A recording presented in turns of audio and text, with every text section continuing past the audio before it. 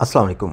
Welcome back to the channel. मैं हूं सुहेल, आपके साथ एक और नई वीडियो के साथ। लो जी, आज हम अपने NC 750 की फ्रंट ब्रेक को क्लीन करने के चक्कर में हैं। तो उसको लिए मैं आपको सारी इसके सिस्टम बताऊंगा कि कैसे इसको क्लीन करते हैं, और इसके साथ साथ मैं आपको एक्सप्लेन करूंगा कि ब्रेक जो फ्रंट है इसकी कैसे काम करती है। तो साथ रहिए, देखते रहिए। फ्रंट ब्रेक के कंपोनेंट कौन कौन से हैं, सबसे पहले उनको लिस्ट करते हैं। नीचे से शुरू करते हैं, टायर वाली साइड से।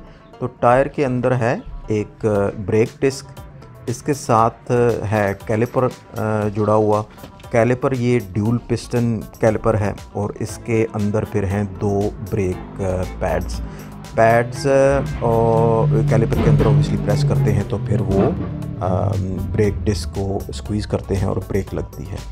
हाइड्रोलिक ब्रेक है, तो ऊपर वाली साइड पे इसके साथ हमारे पास है ब्रेक रेजरवार, ब्रेक फ्लूइड रेजरवार है, और ऑब्वियसली ब्रेक जो है फ्रंट, वो राइट हैंड साइड का जो लीवर है उसको हम प्रेस करते हैं तो प्रेशर बनता है और फिर वो स्क्वीज़ करता है हाइड्रोलिकली पिस्टन्स को, तो ब्रेक लगती है।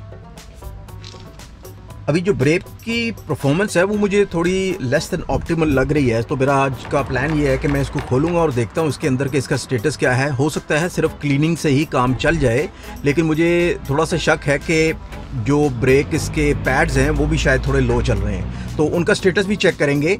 अगर क्लीन करना पड़ा तो एक्चुअली उसमें क्लीनिंग का एक फ्लूइड यूज़ होता है, ब्रेक क्लीनर ही कहते हैं उसको।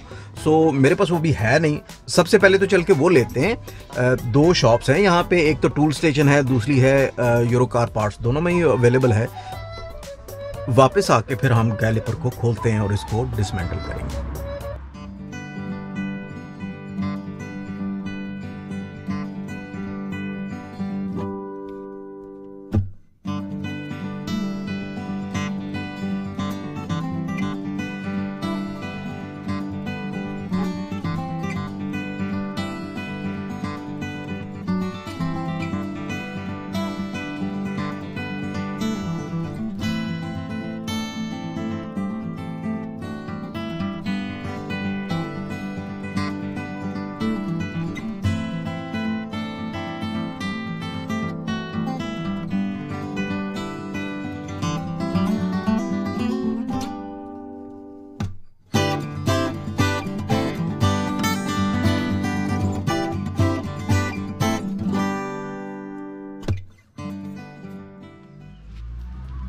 ये है जी अपना कैनिस्टर इसका ब्रेक क्लीनिंग फ्लूइड का। तो ये हमारे पास अब आ गया है। अभी आपको बताता हूँ कि इसको मैं कैसे खोलूँगा। सबसे पहले तो मैं ये दो बोल्ट जो हैं ये लूज़ करता हूँ।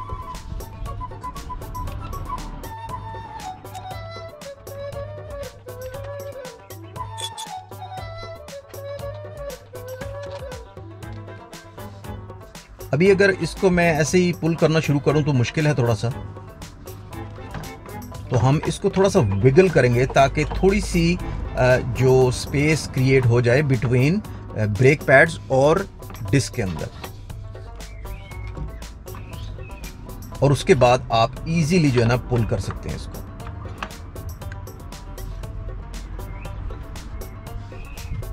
अभी मैं ये वाला बोल्ट जब लूज करता हूं तो दोनों ब्रेक पैड्स मेरे हाथ में आ जाएंगे।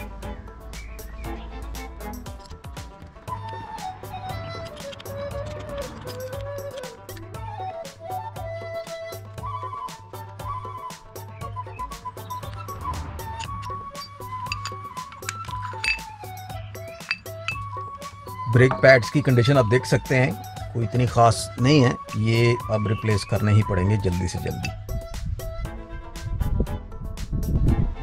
और जो ये ड्यूल पिस्टन्स नज़र आ रहे हैं, ये इनकी कंडीशन भी कोई इतनी अच्छी क्लीन नज़र नहीं आ रही, लेकिन ये हम ब्रेक क्लीनर इसके ऊपर स्प्रे करते हैं तो देखते हैं क्या इसका कंडीशन आती है फिर।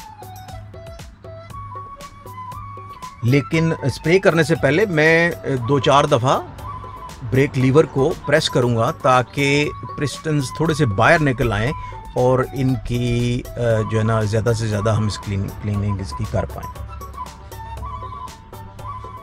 ये जी आप देख सकते हैं जैसे मैं प्रेस किए जा रहा हूँ तो ये बाहर निकल आए। अभी इसके ऊपर हम स्प्रे करते हैं अपना ब्रेक क्लीनर और उसको फिर कपड़े से साफ कर लेते हैं।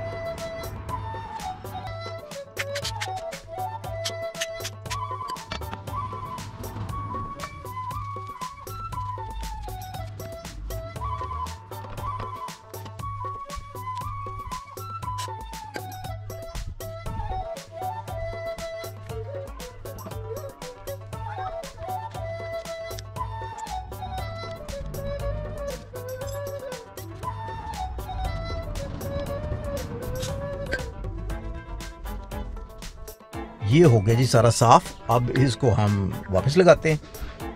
जैसे खोला था उसके बस रिवर्स पैटर्न पे इसको हम वापस जोड़ देते हैं। वापस जोड़ने से पहले हमें ये जो पिस्टन है इनको इसके कैलिपर के अंदर प्रेस करना पड़ेगा, तो वो आप इस तरीके से इसको प्रेस कर सकते हैं। और अगर इसको प्रेस नहीं करेंगे तो फिर आपको थोड़ी मुश्किल पेश आएगी कि ये आप इसको वापस ब्रेक डिस्क के अंदर इसके अंदर घुसेड़ नहीं सकते। ब्रेक कैलिपर को रीअसेंबल करने के बाद एक चीज़ का जो आपने ख़ास ख्याल रखना है राइड करने से पहले कि आपने ब्रेक लीवर को स्क्वीज़ करना है और रिलीज़ करना है तकरीबन 5-7 दफ़ा। तो 5-7 दफ़ा आप जब करेंगे तो आपको फ़ील होगा कि अब आपकी जो पिस्टन्स हैं वो अपनी जगह पे आ गए हैं, यानी कि ब्रेक लग सकती है। वरना आपको ये एक सरप्राइज़ हो सकता है, जैसे आप राइड करेंगे अगर आप ये 5-7 दफ़ा आपने प्रेस ना किया तो ब्रेक आपकी पहली, दूसरी, तीसरी दफ़ा नहीं लगेगी। एंड ये बड़ी एक डेंजरस चीज़ है, तो आपने इस चीज़ का ख़ास ख्याल रखना है। तो ये थी जनाब हमारी आज की वीडियो। उम्मीद करता हूँ कि आपको पसंद आई होगी, और अगर पसंद आई है तो अभी तक अगर आपने लाइक सब्सक्राइब नहीं किया तो मेहरबानी कीजिए। तो इसके साथ साथ आप अपना ख्याल रखिए। अगली वीडियो में आपसे मुलाकात होगी। Thank you.